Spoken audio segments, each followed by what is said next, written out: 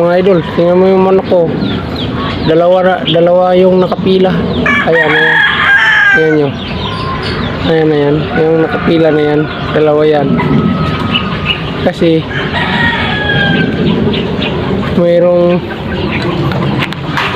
isa doon na nangingitlog. Oh, yan.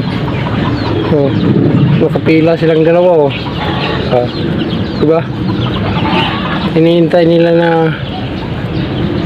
makatapos ang itlog itong isa. Saka sila naman, mga pasaway nga, daming paitlogan. Pero talagang matyaga silang magantay, oh. Yan, basilang ko yan yung nangingitlog. Itong gold magantay, oh. Ito dinudungaw, mga idol. Tapos ito naman manok to ng kasama natin na iniwan muna construction. Kasaway nga. O, kanina pa yan, eh. Ngayon ko lang na abutan kasi kararating ko lang, guys. O, talagang yung bumaba.